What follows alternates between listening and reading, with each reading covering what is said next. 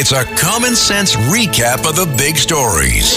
It's Katz and Cosby on 77 WABC. Professor Dershowitz, let's get to the other big news on President Trump.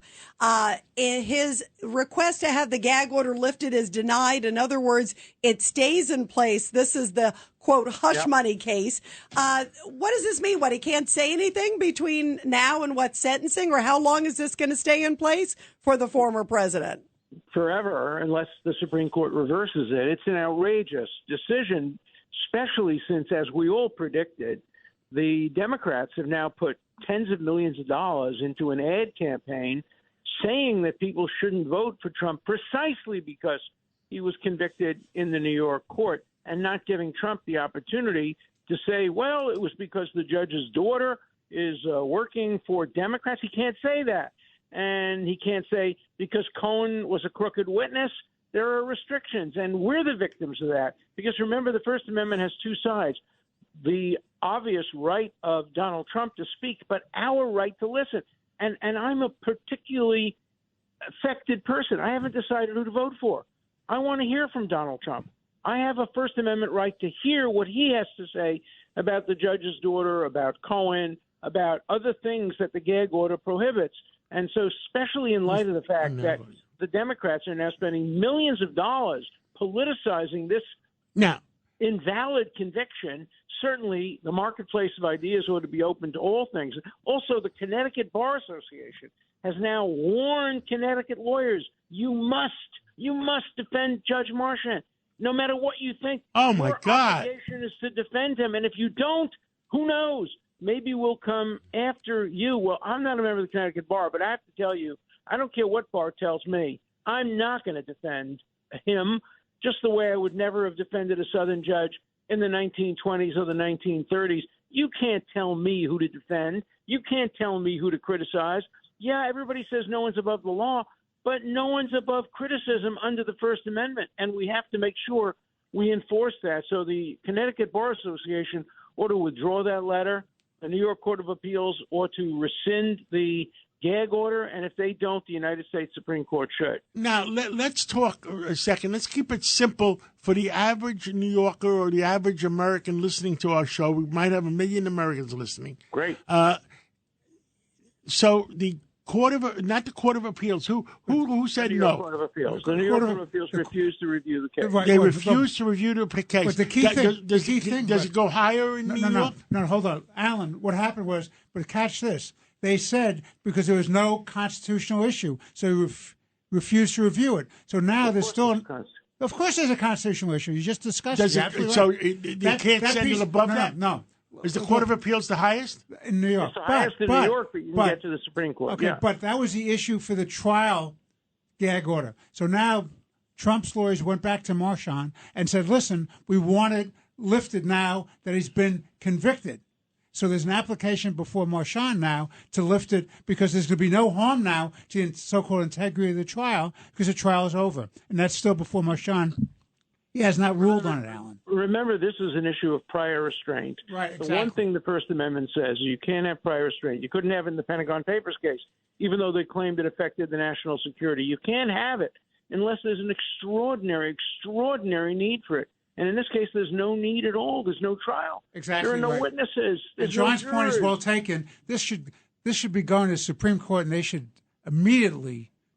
I am very disappointed. It went to the Supreme Court in New York and the Court of Appeals. It went from we had the trial judge issued the Supreme Court judge, the trial judge Marchant. Then it went to the appellate division, the intermediate appellate court, and then which sustained Marchant's gag order. And then it went to the Court of Appeals, said, we're not going to take this up because there's no constitutional issue. If that's not a constitutional issue, then these guys should have their gagging the previous president of the United States and maybe the future president of the United States during a presidential campaign. How can a gag order not raise a constitutional issue? A gag order, by definition, is a paradigmatic instance of prior restraint. The Court of Appeals. The Court of Appeals that rejected that. How many people in the Court of Appeals? Seven. And how many spoke on it? All seven? No, there was just a ruling, but it's a blanket ruling. You don't know who was behind it. Yeah. Wow. But it's wrong. It's wrong. They should have taken the case. It is a constitutional issue. It should be taken immediately to the Supreme Court of the United States. Let me tell you what the absolute worst scenario would be, and it's possible. Trump loses the election in a close vote. Polls show that the campaign, the $50 million campaign to focus on the criminal conviction in New York, was a major reason for his loss. Then after the election is over, the Supreme Court reverses the conviction and condemns the prosecutor for bringing it. Where do you go at that point? What's your remedy? Right. There's There is no remedy. It would be much worse than what happened to Hillary Clinton when Comey ill-advisedly talked about how she was reckless with her computer. That may have affected the election. But that's speculative. Here we have a whole campaign. Just watch it on TV. A whole campaign ad that says nothing other than he's a convicted criminal and you ought to vote against him because he's a convicted criminal. The New York court convicted. We live in New York. We don't get that commercial. I'm sure it's in Wisconsin, Pennsylvania, and Michigan. We don't get that one. You know what's interesting, Professor Dershowitz? You hit on an interesting point because remember the whole thing with the laptop that happened, of course, in 2020.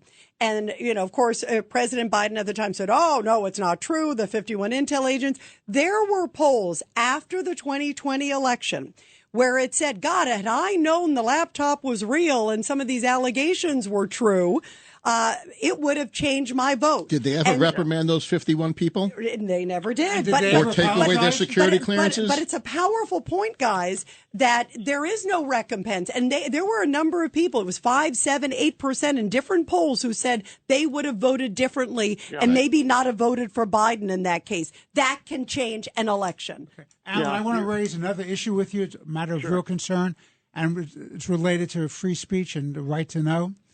Soros, who's funded all these anti-law enforcement DAs and local prosecutors, is now on a buying spree to buy up radio stations. He bought over 20 stations from Spanish-speaking stations in the Miami area and other areas in Spanish communities. He's now buying up 220 stations, and he's doing this on the eve of the election, and they're trying to fast-track this approval because there's an issue about foreign money coming in, Alan.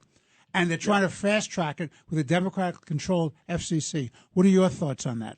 I don't like it. I mean, I think it's very dangerous to have somebody who has a clear bias, and it's a bias, in my view, against America, George Soros. And let me be very clear. George Soros is Jewish. I'm Jewish.